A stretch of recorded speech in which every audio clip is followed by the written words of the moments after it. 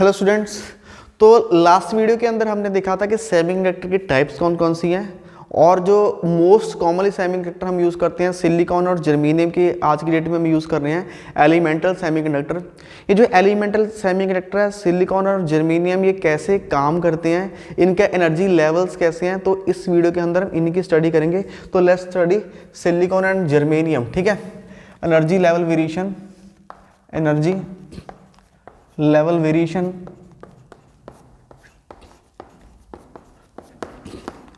In silicon and germanium, या फिर कोई भी एटम ले सकते हो आप। ठीक है, जरूरी नहीं है सिलिकॉन या जर्मेनियम लेनी है, एनी एटम, किसी की भी बात करते हैं, एनी ऑफ द एटम। ठीक है, ये सारे एनर्जी कैसे एक्सचेंज करते हैं, देखिए कैसे एक्सचेंज करते हैं।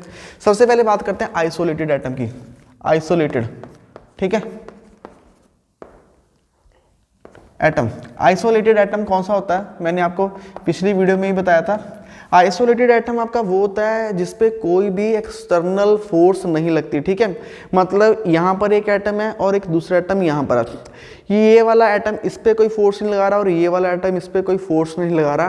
कारण क्या है, क्योंकि इन दोनों के बीच में जो लगने वाला फोर्स है वो डिस्टेंस पे डिपेंड करता है। देखिए आपने फर्स्ट चैप्टर में क्या क्या पढ़ा था, आपने फर्स्ट यूनिट में पढ़ा था फोर्स का फॉर्मूला होता है 1/4 pi epsilon nought Q1 Q2 upon R square. तो ये आपका फोर्स का फॉर्मूला था। तो फोर्स किस पे डिपेंड करती है, डिस्टेंस पर डिपेंड करती है। अगर आपके दो चार्ज कैरियर्स बहुत दूर है, they are isolated from each other, तो उस पर फोर्स लगेगा ही नहीं। अगर फोर्स नहीं लगेगा तो they are not sharing their energy. और एनर्जी को हम कैसे स्टडी कर सकते हैं, we have already discuss the energy in the first unit, 4 pi epsilon nought, this is Q1 Q2 over R। तो this is the formula of energy. Energy is also a function of distance, मतलब जो energy है आपके distance के inversely proportional होती है। तो energy को कैसे स्टडी करना है इस वीडियो के अंदर देखिए। चलिए मैं बात करता हूँ सिलिकॉन की। ये आपका फर्स्ट एटम है प्लस और इसके आउटर मोस्ट में है 4 इलेक्ट्रॉन। ठीक है, ये आपका सेकेंड एटम है, here is your second atom, इसके भी आउटर मोस्ट में कितने हैं, 4 इलेक्ट्रॉन। ठीक है, बीच में आपका न्यूक्लियस है। ओके, 4 इलेक्ट्रॉन इसके हैं, 4 इलेक्ट्रॉन इसके हैं। इसके जो शेल्स होते हैं जैसे हमने बोला था 2, 8, 10, 10+4, तो इसके शेल हैं, ये फर्स्ट शेल, ये सेकंड और ये थर्ड। आपको पता है हमारे पास इंडिविजुअली SPDF वाला आपने कॉन्सेप्ट पढ़ रखा है। ठीक है, इंडिविजुअली क्या होता है, S शेल से ज़्यादा एनर्जी होगी P वाले की, P से ज़्यादा D वाले, D से ज़्यादा F वाले की। मतलब यहाँ पर ये फर्स्ट शेल है, ये सेकंड शेल है, ये थर्ड शेल है, ऐसे सोन ये चलता रहता है। अगर ये वाले इलेक्ट्रॉन को ऊपर जाना है तो इसको एनर्जी गेन करनी होगी। जैसे ही एनर्जी गेन करेगा तो ऊपर जाएगा, इस वाले में जाना है और एनर्जी गेन करनी होगी। जब आप इसको थोड़ी बाहर से, ये वाले एटम में ये जो इलेक्ट्रॉन है इसको बाहर से एनर्जी दोगे, एनर्जी लेने पे ये बड़े शेल में जाएगा और बड़े में जाएगा। अगर ये एनर्जी रिलीज करता है, ऊपर से नीचे आता है, तो एनर्जी रिलीज करता है इन फॉर्म ऑफ लाइट। ठीक है, तो ये एनर्जी का कॉन्सेप्ट है। जितने जितने शेल्स बढ़ते जाएंगे एनर्जी बढ़ती जाएगी, नीचे आएंगे एनर्जी कम होती जाएगी। पर ये वर्किंग होती है इंडिविजुअल एटम की जो सेपरेटेड होता है, आइसोलेट होता है। बट देखिए जैसे ही ये दोनों पास में आएंगे, they started the sharing of energy. जैसे ही इसको पास पास पास लाते जाओगे ये एनर्जी शेयर करते जाएंगे। ये बिल्कुल वही एग्जांपल है जैसे पार्क में आपके एक लड़का और एक लड़की बैठे होते हैं, दूर दूर हैं तब तक ये देखते नहीं हैं, जैसे वो पास पास पास पास आते जाएंगे तो उनकी बातचीत शुरू हो जाती है। ठीक है, बिल्कुल वही कंसेप्ट है। तो देखिए SPDF बिल्कुल डेली लाइफ वाला। तो यहाँ पर कह रहा है 4 electron, first second third fourth, first second third and fourth. ये इलेक्ट्रॉन क्या है, ना तो ये अपने 4 इलेक्ट्रॉन इसको दे सकता है, ना ये अपने 4 इलेक्ट्रॉन इसको दे सकता है। क्यों नहीं दे सकता, क्योंकि काम कौन सा है, वैलेंसी का। वैलेंसी कैसे होती है आपको पता है, अगर आउटर मोस्ट शेल में 5 इलेक्ट्रॉन हो तो ये 3 क्या करता है, 3 गेन करेगा। ठीक है, अगर आउटर मोस्ट में 5 इलेक्ट्रॉन है तो 3 गेन करके अपने घर को पूरा कर लेगा। घर पूरा करने के लिए इसको 8 इलेक्ट्रॉन चाहिए होते हैं। अगर आउटर मोस्ट में 3 इलेक्ट्रॉन है तो 3 ये डोनेट कर देगा। ठीक है, तो 3 डोनेट करके क्या कर देगा, ये किसी दूसरे वाले का घर भर देगा। तो इस तरह वैलेंसी कंप्लीट करते हैं। पर इसके में क्या करेंगे भाई, इसके पास भी 4 है और इसके पास भी 4 है, ना ये अपना घर खाली कर सकता है ना ये वाला अपना घर खाली कर सकता है। हाँ, पर दोनों एक काम कर सकते हैं ना। इसके ये देखो, ये जो घर है इसके 4 बच्चे हैं, ये 4 बच्चे अपने पड़ोसी के यहाँ खेल सकते हैं और पड़ोसी के 4 बच्चे इधर भी तो खेल सकते हैं ऐसे। ठीक है, तो इसका भी घर हरा भरा रहेगा, इसका भी घर हरा भरा रहेगा। तो इस तरह की जो वैलेंसी है, इसके 4 इलेक्ट्रॉन इधर जा रहे हैं, इसके 4 इलेक्ट्रॉन इधर आ रहे हैं, दोनों आपस में खेल रहे हैं। ये जो 4 इलेक्ट्रॉन शेयर कर रहे हैं इसको बोलते हैं कोवलेंट बॉन्डिंग। ठीक है, कौन सी बॉन्डिंग है ये? Covalent bonding. ओके, अब ये कोवलेंट बॉन्डिंग हो रही है, उसके बाद ये इलेक्ट्रॉन सिर्फ कौन सा काम कर रहे हैं? दे आर कंप्लीटिंग वैलेंसी, ये वैलेंसी कंप्लीट कर रहे हैं, वैलेंसी कंप्लीट। ठीक है, ओके, अब वैलेंसी तो हो रही है, वैलेंसी कंप्लीट करने के बाद अगर हमें इन इलेक्ट्रॉन से इलेक्ट्रिसिटी लेनी है, करंट लेना है, तो हमें क्या करना होगा? हमें इन इलेक्ट्रॉन्स को फ्री बनाना होगा। फ्री कैसे बनेगा? इसको बाहर से कोई भी एनर्जी दीजिए। ठीक है, बाहर से मान लो मैं यहाँ पे पॉजिटिव एनर्जी दे रहा हूँ, ठीक है, या फिर इधर से कोई पॉजिटिव एनर्जी दे रहा हूँ। जैसे ही मैं इनको कोई बाहर से एडिशनल एनर्जी देता हूँ तो क्या होगा? देखिए, ये इलेक्ट्रॉन किस फोर्स के कारण बंधा हुआ है? तो आंसर है न्यूक्लियस की फोर्स के कारण, प्लस माइनस ये बंधे हुए हैं आपस में। ठीक है, तो अगर ये बाहर वाली फोर्स, ये भी तो प्लस माइनस की फोर्स है, अगर इन दोनों की फोर्स बहुत ज्यादा हो एज कंपेयर टू इन दोनों के, तो ये वाला इलेक्ट्रॉन क्या हो जाएगा? ये बाहर निकल जाएगा। बाहर निकलने के बाद क्या हो जाएगा? ये इलेक्ट्रॉन बन जाएगा फ्री इलेक्ट्रॉन। अब ये फ्री हो चुका है। फ्री का मतलब कॉस्ट फ्री नहीं होगी है, फ्री का मतलब है ये इस रिस्ट्रिक्शन से फ्री हो चुका है। प्लस माइनस ये जो रिस्ट्रिक्शन है खत्म, ये रिस्ट्रिक्शन खत्म, ये भाई साहब हो गए हैं फ्री। अगर ये फ्री हो गए हैं तो ये अब क्या देंगे? ये देंगे हमें सर्किट के अंदर करंट, तो इससे करंट बनेगा। तो अब देखिए हमारे पास सेमी कंडक्टर के अंदर कितने तरह के इलेक्ट्रॉन होते हैं? तो दूसरा 2 तरह की होती हैं। फर्स्ट कौन सा होता है? जो वैलेंसी कंप्लीट करने का काम कर रहा है, जो दूसरे के बेचारे घर को भर रहा है। दूसरा होता है अगर वो अपने घर छोड़ के चला जाए, जैसे यहाँ पर मैंने एनर्जी लगाई थी, इस बच्चे को बाहर से उसका कोई दोस्त बुला के ले गया, तो वो बच्चा क्या हो गया? फ्री हो गया। अब ये बच्चा ग्राउंड में जाके बाहर जाके खेल सकता है। यही इलेक्ट्रॉन बाहर जाके हमें करंट देगा, ये इलेक्ट्रॉन क्या बन गया? फ्री।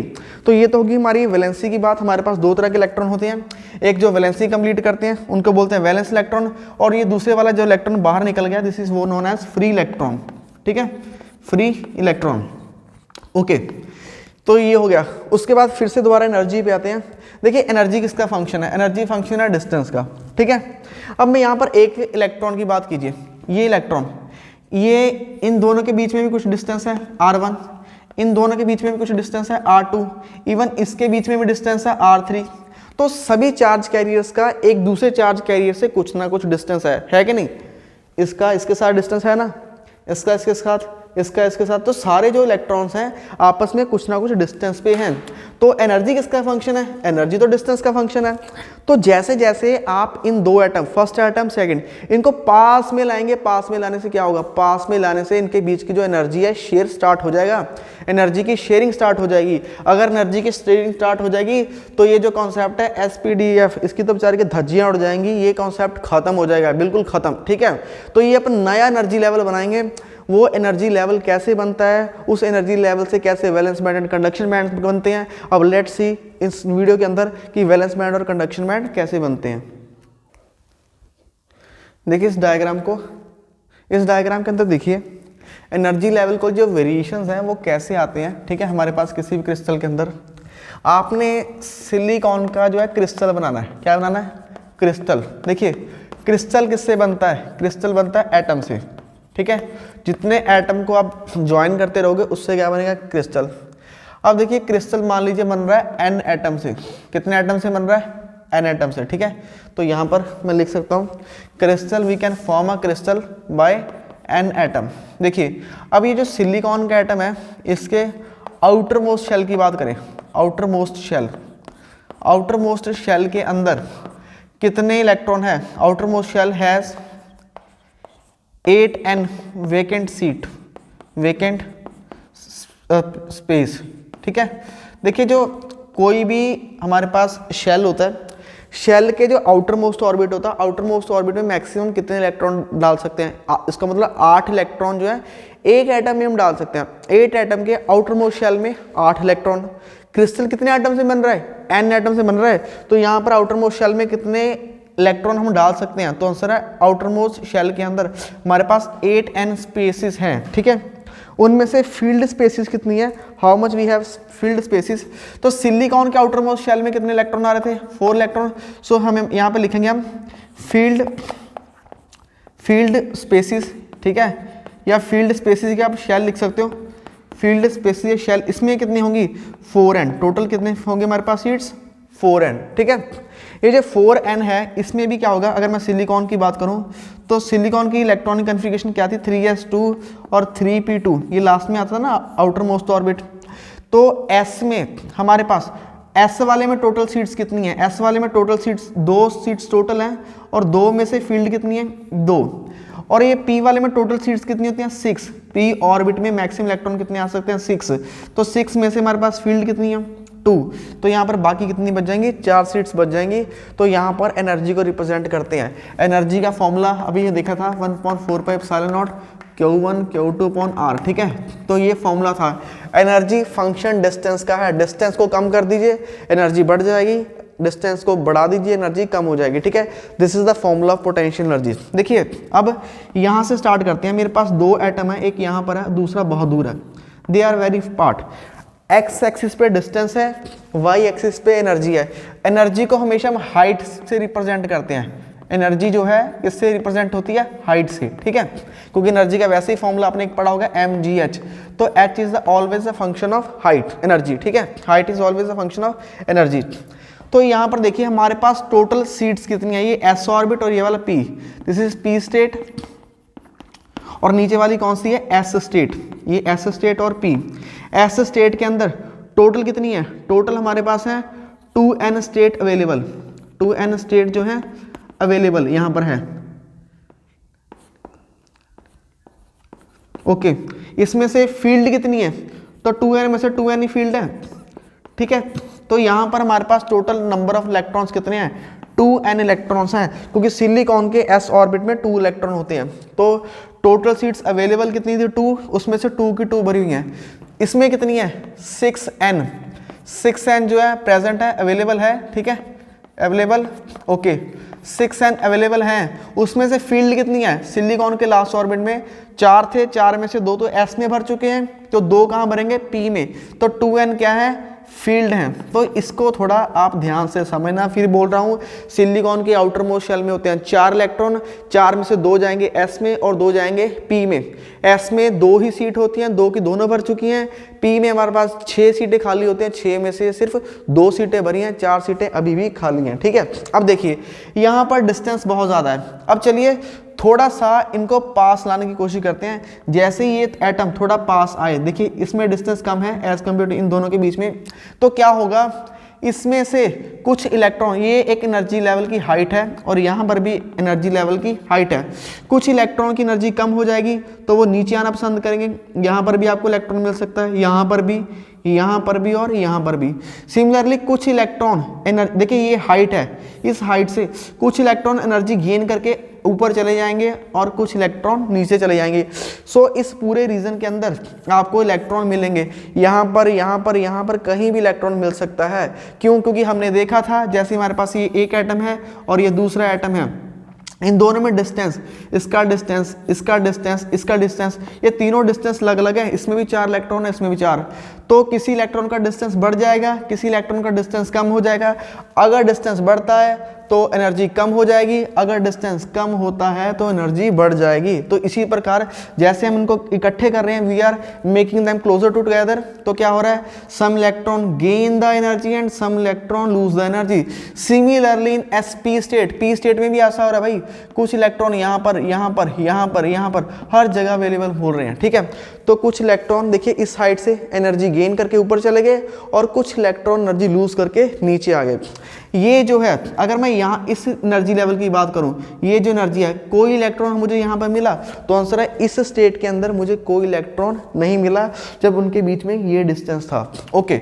उसके बाद क्या है, हम डिस्टेंस को और कम करते आ रहे हैं। मैंने और कम कर दिया डिस्टेंस को, ये देखिए इतना डिस्टेंस कर दिया, इससे ये कम कर दिया, इससे कम कर दिया। अब क्या होगा, ये वाला जो इलेक्ट्रॉन यहाँ पे पहुंचा था, ये इसकी पॉसिबिलिटी है ये यहाँ पर भी जा सकता है और ये वाला इलेक्ट्रॉन यहाँ पर भी आ सकता है। मतलब P वाला S के अंदर घुस गया, देखो अब SPDF की धज्जियां उड़ गई, ये P वाला S वाले में एंटर हो गया, ये P वाला यहाँ पर भी आ सकता है। S वाला, ये वाला इलेक्ट्रॉन जो S वाला, ये इधर भी जा सकता है, ये इधर भी जा सकता है, this depend on the distance. तो ये मेरे पास एक रीजन बना, ठीक है। इस रीजन के अंदर क्या हो रहा है, इस रीजन के अंदर आपको इलेक्ट्रॉन इस रीजन के अंदर हर जगह अवेलेबल होंगे। आप नहीं ढूंढ सकते कि P वाला कहाँ है और S वाला कहाँ है। हर जगह पे, हर पोजीशन पे आपको P वाले मिलेंगे, हर जगह पे आपको S वाले मिलेंगे। ये रीजन मान लेते हैं, ये रीजन हमारा है A, तो ये रीजन हमारा है B। उसके बाद ये वाला रीजन है, थर्ड रीजन इज C। ठीक है, एक्चुअली यहाँ से स्टार्ट करते हैं, यहाँ से स्टार्ट करना चाहिए।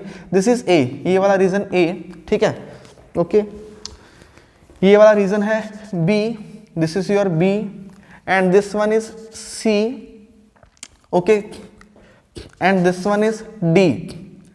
ठीक है, ये आपका आ गया D, A B C D, okay, ये आपकी रीजन आ गया। अब D में देखिए, अब जैसे इनको बहुत ज़्यादा क्लोज लेके आते हो, ये कितना क्लोज है, this is actual spacing in the crystal, this is actual spacing in the crystal, in crystal. ठीक है, एक्चुअल स्पेसिंग इन क्रिस्टल, क्रिस्टल के अंदर जब वो एक्चुअली नॉर्मल पोजीशन पे आ जाती है, इतना क्लोज आ जाती हैं, तो क्या होगा, या तो देखिए हमारे पास टोटल कितने इलेक्ट्रॉन थे, टोटल हमारे पास कितने थे, यहाँ से स्टार्ट करते हैं, S में से 2n इलेक्ट्रॉन थे, तो ये वाला रीजन जो है 2n इलेक्ट्रॉन के लिए रहा, 2n। और ये वाला यहाँ पर भी कितने इलेक्ट्रॉन थे हमारे पास, 2n, तो 2n यहाँ से लेके यहाँ तक, ये वाला रीजन भी 2n। ठीक है, इस रीजन में कितने हैं, यहाँ से लेके यहाँ तक, ये जो रीजन है इसमें अवेलेबल है 4n इलेक्ट्रॉन, ये यहाँ से लेके यहाँ तक, ये रीजन पूरा हो चुका है मिक्स। अब हमारे पास टोटल इलेक्ट्रॉन कितने हैं, 4n अवेलेबल है। टोटल कितने थे, टोटल 8n थे। इसमें टोटल सीट्स कितनी, 2, इसमें टोटल सीट्स कितनी, 6, 6 + 2 = 8, टोटल 8 थी। 8 में से यहाँ तक हमारे पास 4n जो फील्ड आ चुकी हैं। इसके बाद क्या है, जैसे इसको आप बहुत ज़्यादा क्लोज कर दोगे, बहुत ज़्यादा क्लोज करने के पे क्या होगा, या तो आपके सारे के सारे इलेक्ट्रॉन इधर आ जाएंगे, ये 4n इलेक्ट्रॉन, सारे के सारे इलेक्ट्रॉन अपनी एनर्जी लूज कर सकते हैं, तो उनके पास चॉइस है, या तो वो नीचे आ जाएं, या फिर ये भी पॉसिबिलिटी है कि इस बैंड में से सारे इलेक्ट्रॉन बहुत ज़्यादा एनर्जी गेन कर चुके हैं और गेन करने पे वो ऊपर चले जाएंगे 4n इलेक्ट्रॉन। तो ये देखिए, ठीक है, 4n इलेक्ट्रॉन, या 4n इलेक्ट्रॉन आपको नीचे मिलेंगे या 4n इलेक्ट्रॉन ऊपर। तो ये बड़ा समझने वाला कॉन्सेप्ट है। यहाँ पर कितने थे, ये वाले रीजन में 2n ऊपर थे और 2n नीचे, इस वाले में 4n है भाई, यहाँ पूरे में ढूंढ लो कहाँ पे पड़ा है, हमें नहीं पता। ये वाला या तो 4n यहाँ होंगे या फिर यहाँ होंगे, दोनों में से एक जगह होंगे, दोनों जगह नहीं होंगे। अगर मैं इस एनर्जी की बात करूँ, यहाँ पर देखिए ना एक्स एक्सिस में, इसके सामने ये एनर्जी है, इस एनर्जी का इलेक्ट्रॉन क्या मुझे मिला, आंसर है नहीं मिला, बिल्कुल नहीं मिला। ठीक है, तो ये चीज़ क्या है, मतलब मान लीजिए ये है 5 एनर्जी का इलेक्ट्रॉन मेरे पास है, ये है 10, 5 एनर्जी का भी है, 10 एनर्जी का भी है, बट 6, 7, 8, 9 उसका एनर्जी का इलेक्ट्रॉन मेरे पास नहीं है। तो ये जो इन दोनों के बीच में एक गैप बन जाता है, this is gap is known as energy gap, this gap is known as energy gap. ये एक एनर्जी का गैप क्रिएट हो गया। ठीक है, अब देखिए इस गैप के कारण हमारे पास जो है बैंड्स क्रिएट हो गए। वो बैंड्स किस तरह के होंगे, वो बैंड्स मैं आपको समझाता हूँ। पहले इसको आप अपनी वर्डिंग में अगर लिखना चाहें तो लिख सकते हैं। सबसे पहले आप क्या लिखोगे, your first point, let me explain. At first point, at point A, all the electrons are very apart. ठीक है, इलेक्ट्रॉन्स जो हैं बहुत दूर है, atoms are very apart. Okay, in S state we have 2n filled S state out of 2n, 2n जो है total थी, 2n available state and out of 2n is filled. Okay, इधर बोलेंगे p स्टेट के बारे में। p state we have 6n available state and 2n is filled at this one distance. कौन सी स्टेज है, एट स्टेज A। ओके, उसके बाद S और P, पहले इस पे A में एक और बात, S और P में आप एक और बात लिखोगे। S और P में एटम्स आर आइसोलेटेबल, बहुत दूर है, they are not sharing the energy. इनमें जो एनर्जी के कॉन्सेप्ट है ये है SPDF के अकॉर्डिंग। उसके बाद ये जो है दूसरी stage, this is the region B, यहाँ से लेके आपका यहाँ तक, this is the region B। ये वाला रीजन कौन सा है, region B। In region B we make electron closer to each other, we make atoms closer to each other.